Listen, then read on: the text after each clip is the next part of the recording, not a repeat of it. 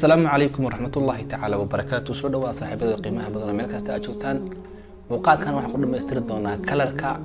textiga. Anagu ku baran doona laba tools oo ruuxanti aad oo kaalmeyn doona markaan qori doono casharadana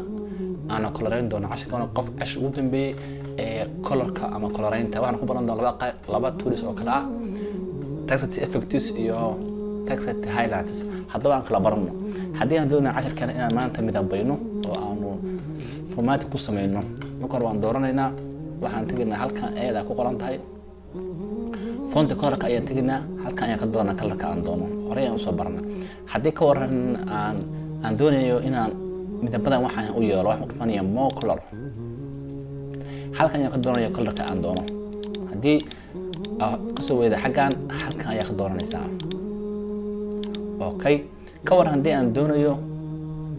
inaan ku sameeyo bahalkayga gradient hadaan inaan ku sameeyo ama inaan midab kale u yeelo halkaas soo fiirsid gradient waxa weeye in qayb kamid ah midab lagu siiyo qayb kamid ah midabka xogaa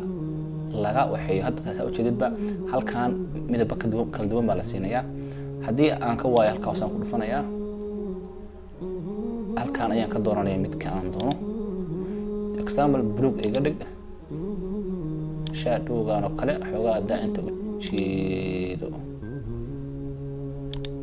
jeedo kale midab ka dhig shadowga halkan waxa ka doorataa ka affects xogaa hadda okay da ilaahdo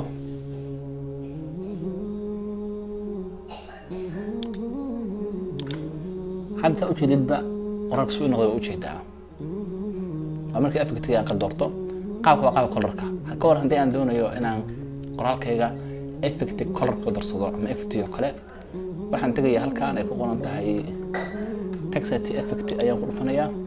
midkii aan doono ayaan ka dooranayaa soo noqonaya waa u jeedaa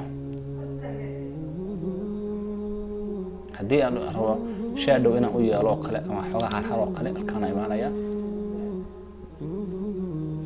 haddaba harku waa u jeedaa hadda dhinac uga baxaya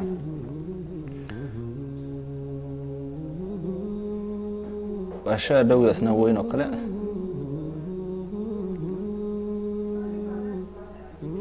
garow haddaan doonayo inuu xogaa ku soo koro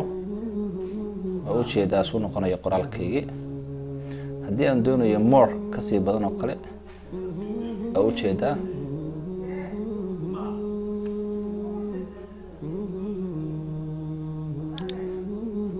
haddii arka aan kasii xusho asan tabtiyo kale weeye keerta inaan xulatid waxaan leeyahay aan glow in software each baan taaganahay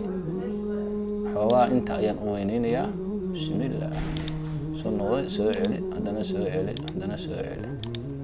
oo u jeedaa haddaan rabto halkaan ayaa ka wadaysaa xoogaa dawr noqday xoogaa yaraa arrin fish ku dhufto isna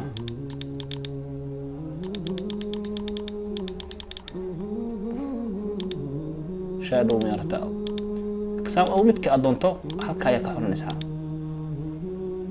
aad ma kala sana iska xirtaa halka ay ka dooranaysaa midka u baahan control effect qaabka ayaa loo sameeyaa halka ay tagaysaa ku qorantay text effects kasam markaas ka dooranaya kale hadda soo noqday u jeedaa haddana waxaan baran doonaa haddii ay buuno ogolaado text highlight color haddii aad doonayso soo midabkan ku leh